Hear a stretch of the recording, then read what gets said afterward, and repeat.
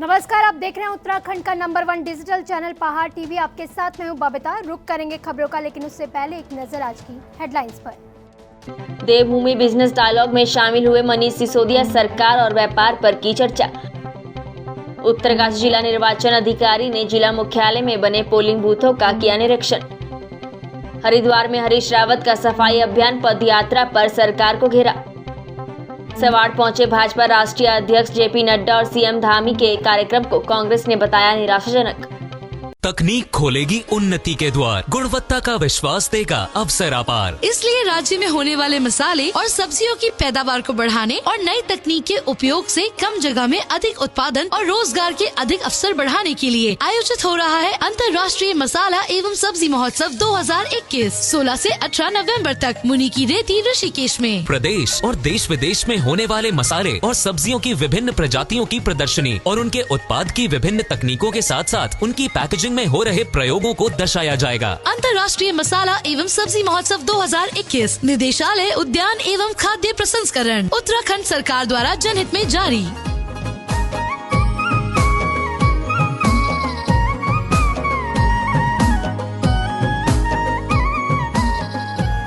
और इस अवसर पर रंगारंग कार्यक्रमों का भी आयोजन किया गया है। 16 नवंबर को सांस्कृतिक संध्या सजेगी गणरत्न नरेंद्र सिंह नेगी जी की सुर लहरियों से और 17 नवंबर को रंग बिखेरेंगे नाटी किंग कुलदीप शर्मा। कल मुख्यमंत्री पुष्कर सिंह धामी और भाजपा राष्ट्रीय अध्यक्ष जेपी नड्डा ने रुद्रपुर में बाबा साहेब डॉक्टर भीमराव अंबेडकर की प्रतिमा पर माल्यार्पण कर उन्हें श्रद्धांजलि अर्पित की। इस अवसर पर केंद्रीय रक्षा राज्य मंत्री अजय भट्ट, भाजपा प्रदेश अध्यक्ष मदन कौशिक, विधायक राजकुमार ढुकराल और अन्य सम्मानित जन मौजूद रहे। आगामी विधानसभा चुनाव 2022 की तैयारियों को लेकर दिल्ली के उप मुख्यमंत्री मनीष सिसोदिया देहरादून पहुंचे हैं। देहरादून में मनीष सिसोदिया ने देवभूमि बिजनेस डायलॉग कार्यक्रम किया। इस दौरान उन्होंने उत्तराखंड के व्यापारियों को दिल्ली की नीति पर साधने की कोशिश की है। दिल्ली के उप मुख्यमंत्री मनीष सिसोदिया ने कहा कि दिल्ली में अरविंद केजरीवाल ने व्यापारियों को परेशान करने वाली खिड़कियां बंद कर दी है और सरकारी अधिकारियों को व्यापारियों के घर भेज दिया। मनीष सिसोदिया ने बताया कि सरकारों का काम व्यापार करना नहीं है, बल्कि प्रदेश में सरकार को चलाना है। आज सरकारें खुद मलाई के चक्कर में व्यापार में उतर आई हैं। उन्होंने कहा कि दिल्ली सरकार ने भ्रष्टाचार पर सबसे पहले लगाम लगाई है। तकनीक खोलेगी उन्नति के द्वार, गुणवत्ता का विश्वास देगा अवसर अपार। इसलिए राज्य में होने वाले मसाले और सब्जियों की पैदावार को बढ़ाने और नई तकनीक के उपयोग से कम जगह में अधिक उत्पादन और रोजगार के अधिक अवसर बढ़ाने के लिए आयोजित हो रहा है अंतर्राष्ट्रीय मसाला एवं सब्जी महोत्सव 2021 16 से 18 नवंबर तक मुनि की रेती ऋषिकेश में। प्रदेश और देश विदेश में होने वाले मसाले और सब्जियों की विभिन्न प्रजातियों की प्रदर्शनी और उनके उत्पाद की विभिन्न तकनीकों के साथ साथ उनकी पैकेजिंग में हो रहे प्रयोगों को दर्शाया जाएगा। अंतर्राष्ट्रीय मसाला एवं सब्जी महोत्सव 2021 निदेशालय उद्यान एवं खाद्य प्रसंस्करण उत्तराखंड सरकार द्वारा जनहित में जारी।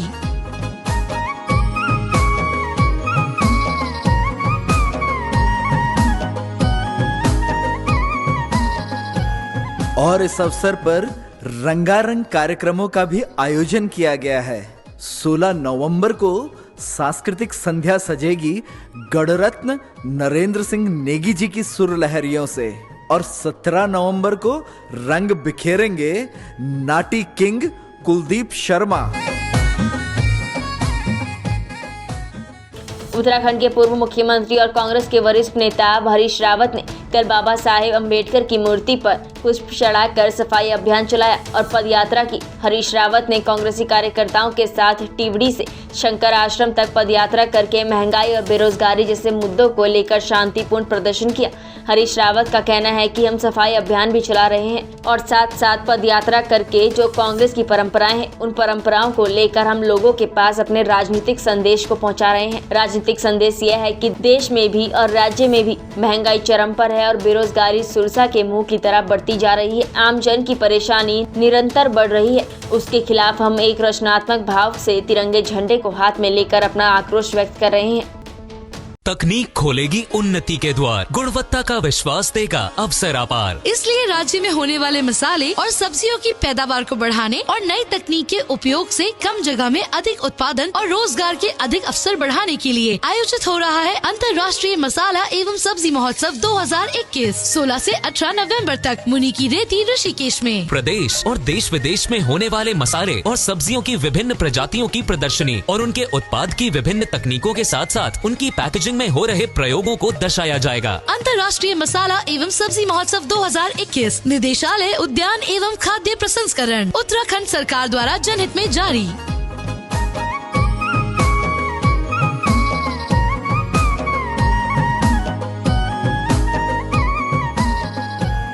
और इस अवसर पर रंगारंग कार्यक्रमों का भी आयोजन किया गया है।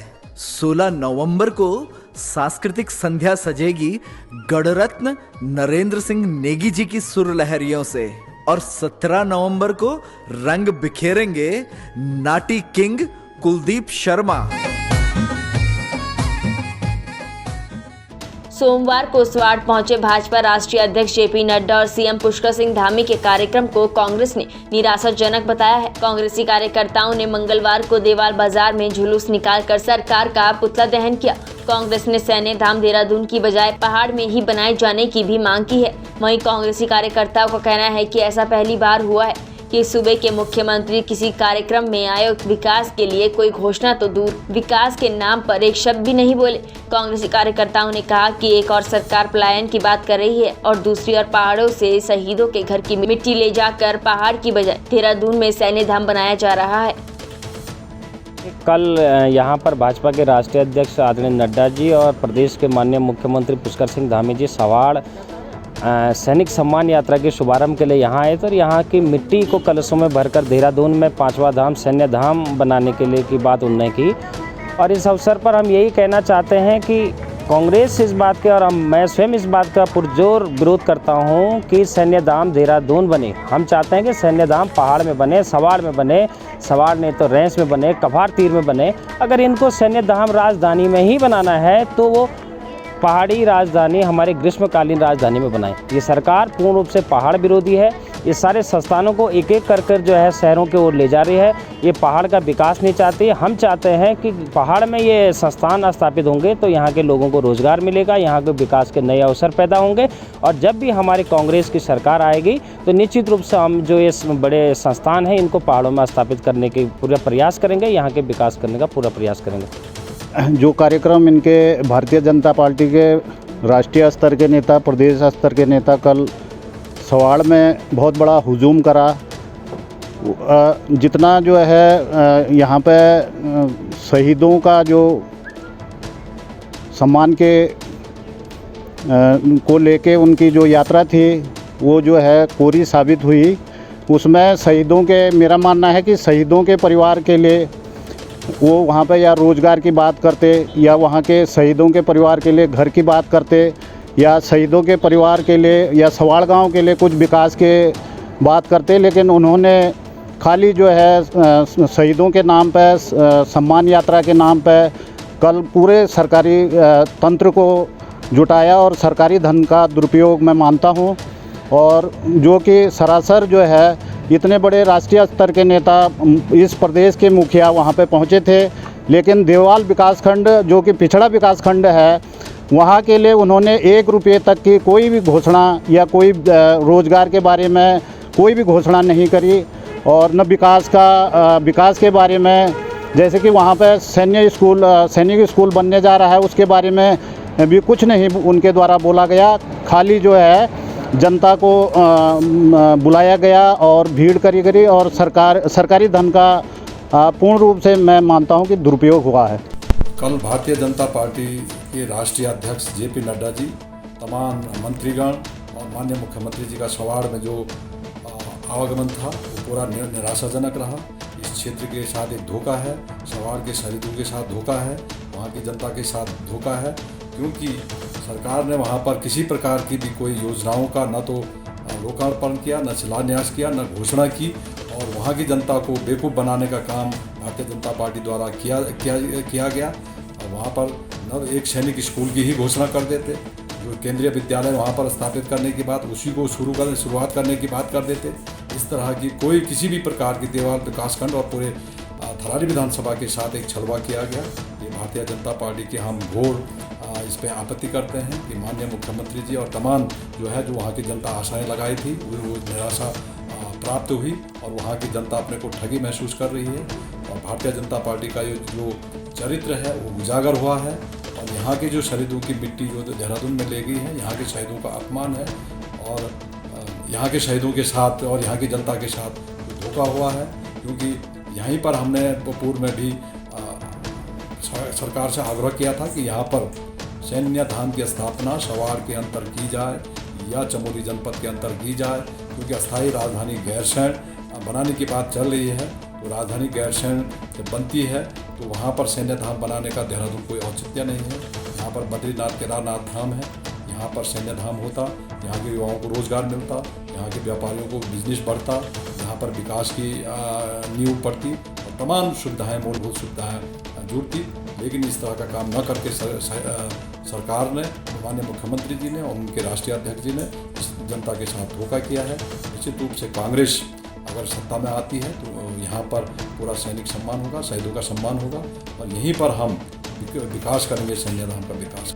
देश के प्रथम प्रधानमंत्री पंडित जवाहरलाल नेहरू के जन्मदिन पर उत्तराखंड कांग्रेस द्वारा गांव-गांव कांग्रेस अभियान के अंतर्गत जनपद उत्तरकाशी की गंगोत्री विधानसभा में कांग्रेस पदाधिकारियों द्वारा प्रत्येक न्याय पंचायत स्तर पर रात्रि प्रवास कर जन जागरण अभियान चलाया गया। भ्रमण और रात्रि प्रवास कार्यक्रम के तहत कांग्रेस पदाधिकारियों ने स्थानीय कार्यकर्ताओं से भेंट कर 2022 में होने वाले विधानसभा चुनाव की गहन मंत्रणा की। प्रदेश कांग्रेस द्वारा संचालित किए जा रहे 3 दिवसीय गाँव-गाँव कांग्रेस अभियान का मुख्य उद्देश्य ग्रामीण जनता से विचार विमर्श कर उनकी समस्याओं को सुनना, उनके विचार और सुझावों को पार्टी घोषणा पत्र में शामिल करवाने के साथ संगठन का विस्तार कर अधिक से अधिक लोगों को कांग्रेस की विचारधारा से जोड़ने का है। आगामी चुनाव के लिए विधानसभा से कांग्रेस प्रत्याशी पूर्व विधायक विजयपाल सजवाण की लोकप्रियता और मिलनसार व्यवहार को देखते हुए लोगों का अपार जन समर्थन देखने को मिल रहा है। इस दौरान कांग्रेस पदाधिकारियों ने लोगों से आह्वान किया कि उत्तराखंड में 2022 में कांग्रेस की वापसी होने जा रही है। भाजपा का कोई भी प्रत्याशी हो, सत्ता विरोधी लहर में उनकी हार निश्चित है।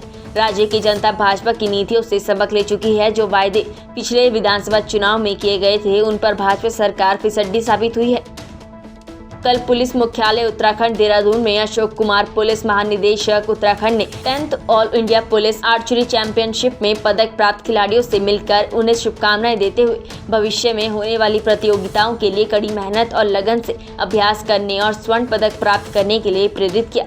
अमित सिन्हा पुलिस महानिरीक्षक पीएम वरिष्ठ उपाध्यक्ष Uttarakhand police sports control board ने बताया कि बीती 9 नवंबर से 13 नवंबर तक 39वीं battalion ITBP campus greater Noida में आयोजित हुई 10th all India police archery championship में आरक्षी संतोष कुमार ने 50 मीटर कंपाउंड राउंड में स्वर्ण और 50 मीटर कंपाउंड की ही अलग श्रेणी में कांस्य पदक अर्जित किया। National student union of India ने कल गैरसैंण में एक प्रेस वार्ता का आयोजन किया और उत्तराखंड में शिक्षा बचाओ देश बचाओ अभियान की शुरुआत की। NSUI के अनुसार नई शिक्षा नीति केंद्रीकरण और शिक्षा के निजीकरण को बढ़ावा देती है। शिक्षा बचाओ देश बचाओ अभियान को NSUI के प्रदेश अध्यक्ष मोहन भंडारी ने लॉन्च किया। NSUI प्रदेश अध्यक्ष मोहन भंडारी का कहना है कि बीजेपी सरकार निजीकरण, नौकरियां, आरक्षण और भविष्य सब बर्बाद कर देगा। सरकारी संस्थानों के निजीकरण से देश के युवाओं के लिए स्थायी रोजगार के अवसर खत्म हो जाएंगे। साथ ही SSC, नीट, जी जैसे सभी प्रतियोगी परीक्षाओं में घोटाले सामने आना और युवाओं को वर्षों तक नौकरी नहीं देना ये साफ बताता है कि मोदी सरकार छात्र विरोधी है। उत्तरकाशी जिलाधिकारी मयूर दीक्षित ने विधानसभा निर्वाचन क्षेत्रांगत स्थित ग्राम तोक वार्डों में EVM वीवीपैट जागरूकता और प्रदर्शन कार्यक्रम रथ को हरी झंडी दिखाकर रवाना किया। रथ में सुरक्षा के दृष्टिगत पुलिस की कड़ी निगरानी में EVM और वीवीपैट रखे गए हैं। मंगलवार को जिला निर्वाचन अधिकारी ने जिला कार्यालय से मतदाताओं को जागरूक करने के उद्देश्य से EVM वीवीपैट रथ को रवाना किया। जनपद की तीनों विधानसभा में मास्टर ट्रेनर मतदेय स्थलों में जाकर आमजन को EVM वीवीपैट के माध्यम से वोट डालने के बारे में लोगों को जागरूक करेंगे।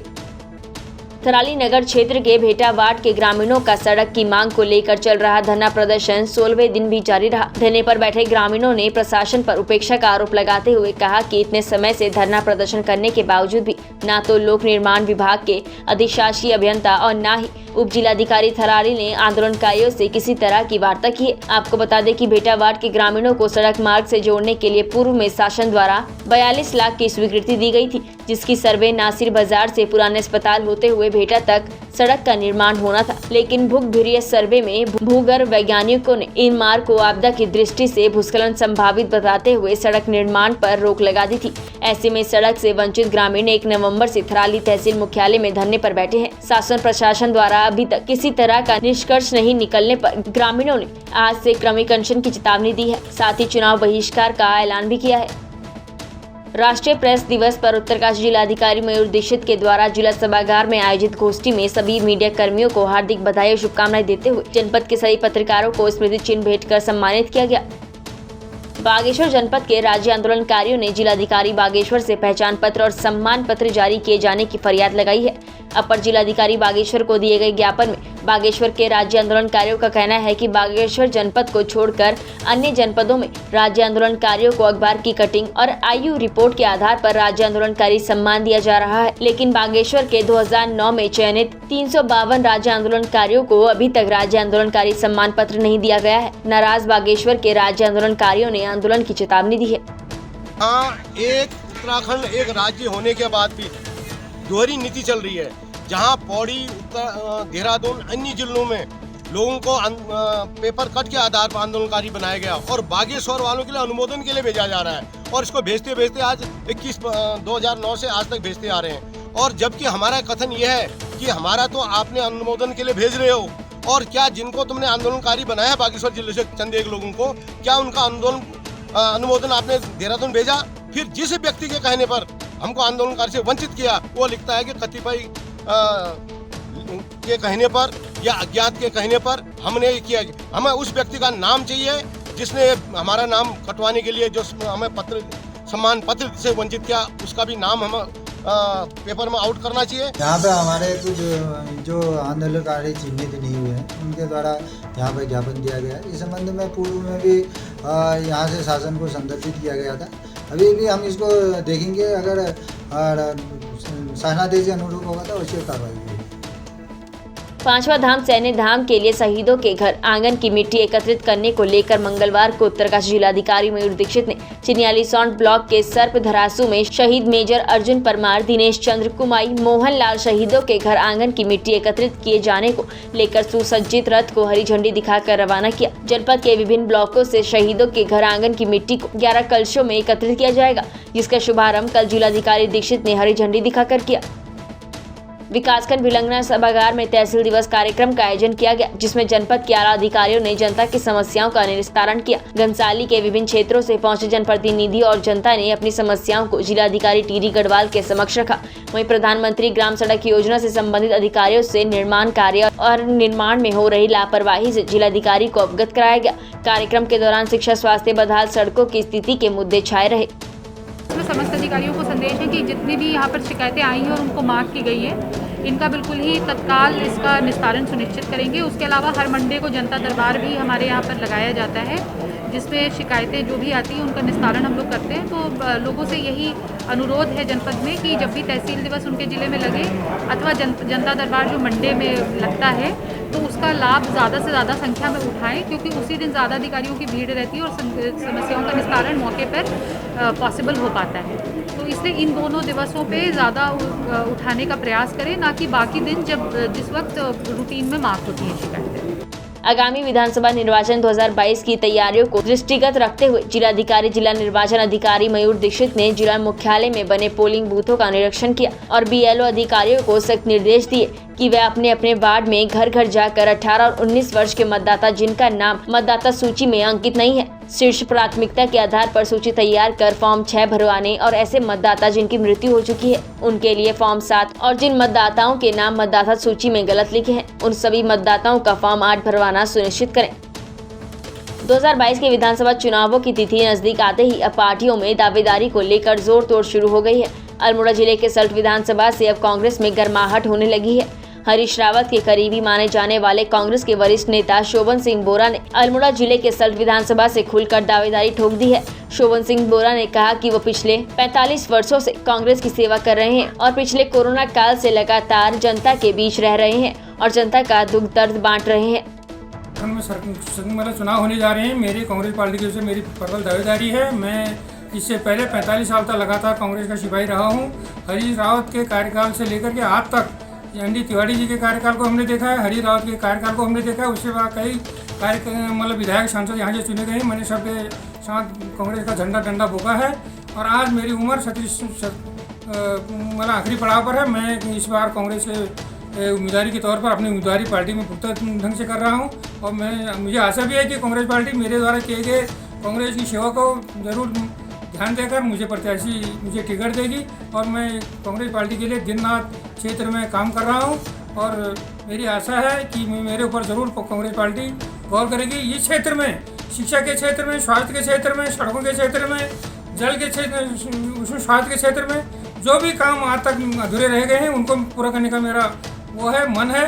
क्योंकि मैंने कई लोगों के साथ राजनीति की है, कई लोगों को मैंने अपने क्षेत्र के विकास कार्यों के लिए कहा है। कुछ काम रह गए हैं, कुछ काम हुए।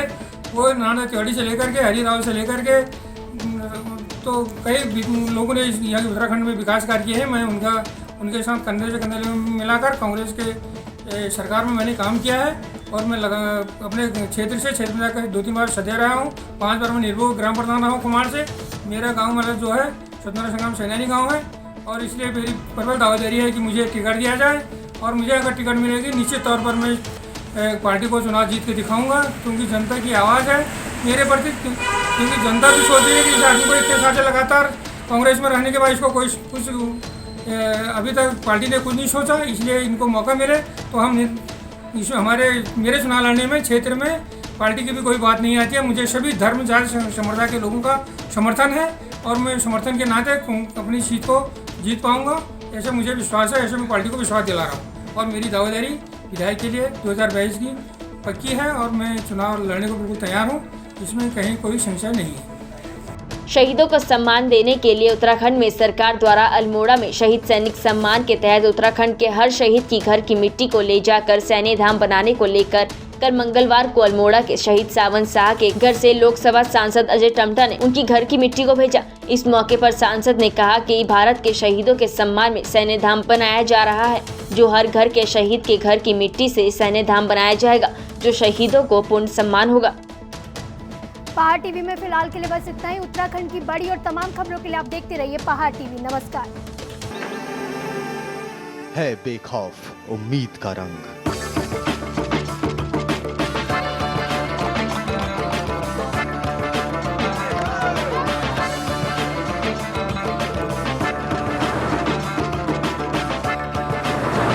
है आस्था भी।